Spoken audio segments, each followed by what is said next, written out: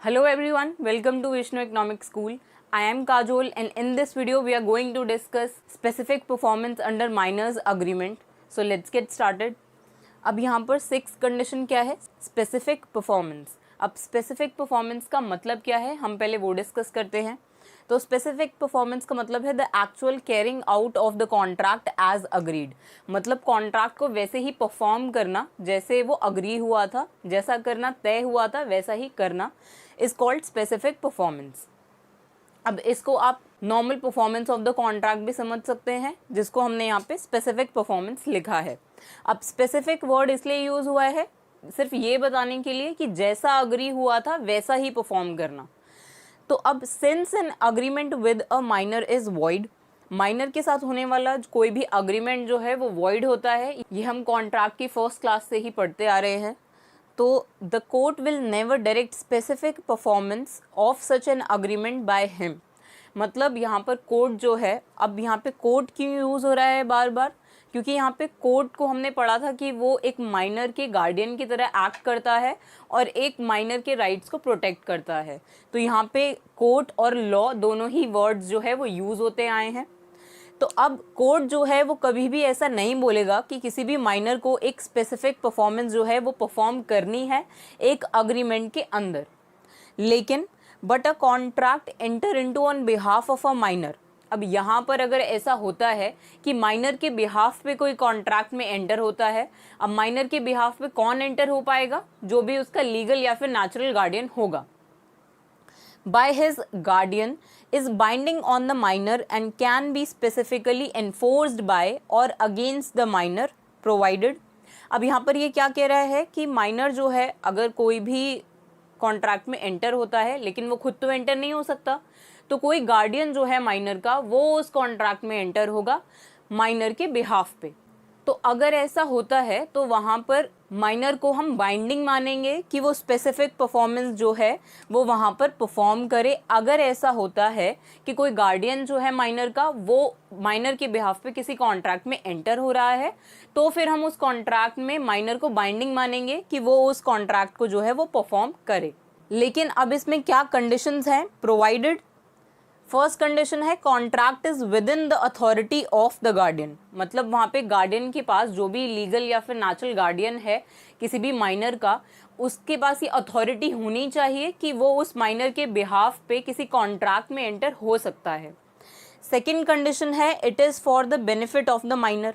अब ये important condition है कि किसी भी कॉन्ट्रैक्ट में अगर कोई माइनर एंटर होता है या फिर उसका गार्डियन भी उस कॉन्ट्रैक्ट में एंटर हो रहा है माइनर के बिहाफ पे, तो उसमें उस माइनर का ही बेनिफिट होना चाहिए. तो ये एक इम्पॉर्टेंट कंडीशन है जो फुलफिल होनी ही चाहिए. तो अगर ऐसा होता है कि गार्डियन के पास अथॉरिटी भी है कॉन्ट्रैक्ट में एंटर होने की और वहाँ पर माइनर का बेनिफिट भी हो रहा है, तो फिर यहाँ पर माइनर जो है वो स्पेसिफिक परफॉर्मेंस देने के लिए जो है वो लायबल होगा किसी भी कॉन्ट्रैक्ट में एंटर होने के बाद. इसका मतलब सिर्फ इतना सा है कि अगर ये दोनों कंडीशन फुलफिल होती हैं कि गार्डियन के पास अथॉरिटी है एंटर होने की माइनर के बिहाफ पे कॉन्ट्रैक्ट में और उस कॉन्ट्रैक्ट से माइनर का ही बेनिफिट हो रहा है, तो फिर उस केस में अगर ऐसा कॉन्ट्रैक्ट होता है तो फिर उसमें स्पेसिफिक परफॉर्मेंस जो है परफॉर्म करना पड़ेगा. माइनर वहाँ पर बाइंडिंग होगा, बाइंडिंग ऑन द माइनर. तो अब यहाँ पर 2 केस लॉज हैं, गुजोबा तुलसीराम वर्सेस नीलकंठ और एक है रामलिंगम वर्सेस बाबा नंबल. तो अब इन दोनों ही केसेस में सेम ही सिचुएशन थी कि जो एक माइनर का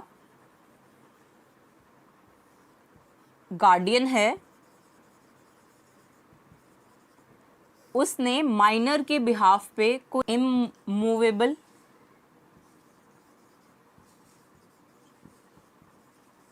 प्रॉपर्टी जो है वो सेल करी थी और उसमें फिर वहाँ पर माइनर जो है वो बाइंडिंग हुआ वहाँ पे कोई भी परफॉर्मेंस देने के लिए. मतलब अगर ऐसा हो रहा है तो कोई इमूवेबल प्रॉपर्टी जो है वो सेल हो रही है, तो फिर उस केस में हम 2 कंडीशन जो हमने यहाँ पर पढ़ी वही 2 कंडीशन चेक करेंगे कि वो जो गार्डियन है क्या वो उसके पास अथॉरिटी है उस कॉन्ट्रैक्ट में एंटर होने की माइनर के बिहाफ पे, और सेकंड कंडीशन उसमें माइनर का बेनिफिट होना चाहिए. तो अगर ऐसा होता है कि कोई माइनर का गार्डियन है और वो सेल करता है इमूवेबल प्रॉपर्टी की जिससे माइनर का बेनिफिट हो रहा है, और ये यहाँ पर गार्डियन जो है वो ऑथराइज्ड भी है, उसके पास अथॉरिटी भी है माइनर के बिहाफ पे एक कॉन्ट्रैक्ट में एंटर होने के लिए, तो फिर हम इसमें मानेंगे कि वहाँ पर ये जो माइनर है ये बाइंडिंग है इस कॉन्ट्रैक्ट को परफॉर्म करने के लिए। कि अगर सेल हो रही है इमूवेबल प्रॉपर्टी की जो कि माइनर की है, जिस पे माइनर की अथॉरिटी है, और उससे माइनर का कोई बेनिफिट हो रहा है सेल करने से, तो फिर माइनर को यहाँ पर ये परफॉर्मेंस करनी पड़ेगी। मतलब उसको जो भी इमूवेबल प्रॉपर्टी वो सेल कर रहा है वो उसके अगेंस्ट अगर उसे कुछ अमाउंट मिल रहा है तो उसे ये इमूवेबल प्रॉपर्टी जो है वो बायर को ट्रांसफ़र करनी पड़ेगी। तो यहाँ पर रामालिंगम वर्सेस बाबा नंबल वाले केस में ऐसा हुआ था कि यहाँ पे माइनर की जो मदर है वो एक सेल ऑफ इमूवेबल प्रॉपर्टी के कॉन्ट्रैक्ट में एंटर हुई थी माइनर के बिहाफ पे, और माइनर को वहाँ पर बेनिफिट हो रहा था। तो वहाँ पर ये डिसाइड किया कोर्ट ने कि यहाँ पर माइनर जो है वो लायबल होगा उस स्पेसिफिक परफॉर्मेंस के लिए जिसके अगेंस्ट उसको कोई गेन हो रहा है। लेकिन अब क्या इसका मतलब ये है कि गार्डियन के पास राइट आ गया कि वो माइनर को बाइंड कर सकता है किसी भी कॉन्ट्रैक्ट में या किसी भी ऑब्लिगेशन के साथ? तो ऐसा नहीं है। Guardian has no power to bind the minor. Guardian के पास, चाहे वो उसका लीगल गार्डियन है या फिर नेचुरल गार्डियन है, तो उसके पास ये राइट नहीं है कि वो माइनर को बाइंड कर पाए किसी भी कॉन्ट्रैक्ट में या ऑब्लिगेशन में। तो by a contract for the purchase of immovable property, अब यहाँ पे गार्डियन जो है वो माइनर को बाइंड नहीं कर सकता कि उसने एक कॉन्ट्रैक्ट में परचेज करा है इमूवेबल प्रॉपर्टी तो वहाँ पर माइनर को अब परफॉर्मेंस देना पड़ेगा, तो ऐसा नहीं होगा। By a contract of service on his behalf, अगर गार्डियन जो है वो माइनर के बिहाफ पे कॉन्ट्रैक्ट ऑफ सर्विस में एंटर हो जाता है तो उस केस में भी गार्डियन के पास कोई पावर नहीं है कि वो माइनर को इस कॉन्ट्रैक्ट ऑफ सर्विस में बाइंड कर पाए। अब वो बाइंड नहीं कर पाएगा तो उसका मतलब क्या होगा? Therefore, such contract can't be specifically enforced by or against the minor। अब यहाँ पर अगर ऐसा होता है कि कोई कॉन्ट्रैक्ट ऑफ सर्विस है उसमें कोई माइनर को बाइंड कर रहा है उसका गार्डियन, तो उस केस में गार्डियन के पास कोई पावर नहीं होगा पहले तो कि वो उसको बाइंड भी कर पाए, और इसीलिए वहाँ पर माइनर जो है वो कोई भी परफॉर्मेंस करने के लिए, कोई भी स्पेसिफिक परफॉर्मेंस देने के लिए बाइंडिंग नहीं होगा। वहाँ पर कोर्ट उस माइनर को ऐसा नहीं बोलेगा कि उसको स्पेसिफिक परफॉर्मेंस देना पड़ेगा, क्योंकि यहाँ पर गार्डियन को ये अथॉरिटी ही नहीं है, उसके पास पावर ही नहीं है कि वो माइनर को बाइंड कर पाए। इसमें हमने दो कंडीशन पढ़ ली है कि यहाँ पर अथॉरिटी होनी चाहिए गार्डियन के पास और वहाँ पे बेनिफिट ऑफ द माइनर होना चाहिए। लेकिन अगर इन दोनों केसेस में ऐसा नहीं हो रहा होगा तो फिर हम इसको बाइंडिंग नहीं मानेंगे। हम माइनर को ये नहीं बोल सकते कि वो उस कॉन्ट्रैक्ट के लिए स्पेसिफिक परफॉर्मेंस जो है वो परफॉर्म करे।